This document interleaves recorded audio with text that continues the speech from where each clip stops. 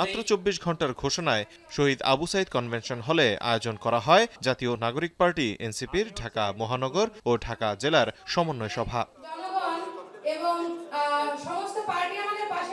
সভায় কর্মীদের দিক নির্দেশনা দেন কেন্দ্রীয় নেতারা। নিজের পকেটের টাকা দিয়ে রাজনীতি করার পাশাপাশি ক্ষমতার রাজনীতি থেকে দূরে থাকার পরামর্শ দেন তারা। এনসিপির কমিটিতে আওয়ামী লীগ ও জুলাই আন্দোলন দমনে জড়িত কেউ জায়গা পাবে না বলে হুঁশিয়ারি দেন সার্জিস আলম।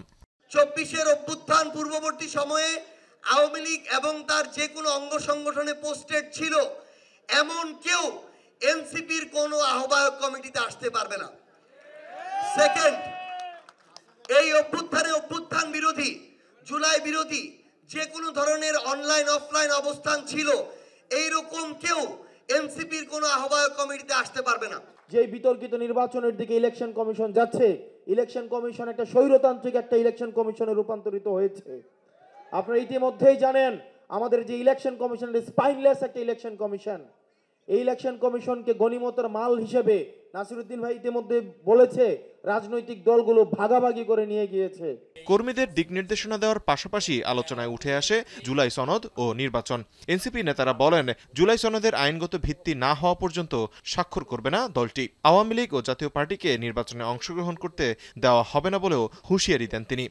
এখনো পর্যন্ত জুলাই সনদ কিভাবে বাস্তবায়ন করা হবে, কিভাবে আইনি ভিত্তি দেওয়া হবে, সেই বিষয়টা সরকার খোলাসা করতে পারে নাই। আমরা বাংলাদেশে ফ্যাসিবাদ বিরোধী সকল রাজনৈতিক দল, বিএনপি জামাত সহ সকল রাজনৈতিক দলের কাছে উদাত্ত আহ্বান রাখি, যদি কোনোভাবে আওয়ামী লীগ এবং জাতীয় পার্টি বাংলাদেশে পুনর্বাসিত হওয়ার সুযোগ পায়, বাংলাদেশকে তারা আর বাংলাদেশ রাখবে না, ভারতের করদ রাজ্যে তারা পরিণত করবে। ফ্যাসিবাদ বিরোধী কাউকে তারা আস্ত রাখবে না। এদিকে যে দল সংস্কারের দিকে এগিয়ে যাবে নির্বাচনে এনসিপি তার সঙ্গেই জোটবদ্ধ হবে বলে জানান দলটির মুখ্য সচিব নাসিরউদ্দিন পাটোয়ারি। বড় দলগুলো তরুণদের রাজনীতিতে অংশগ্রহণ করতে পারছে না বলে মন্তব্য করেন আরেক নেতা হান্নান মাসুদ। আমাদের সামনে বর্তমানে প্রশ্ন আসছে যে আগামী রাজনৈতিক জোট গঠনে আমরা কোন দিকে যাব।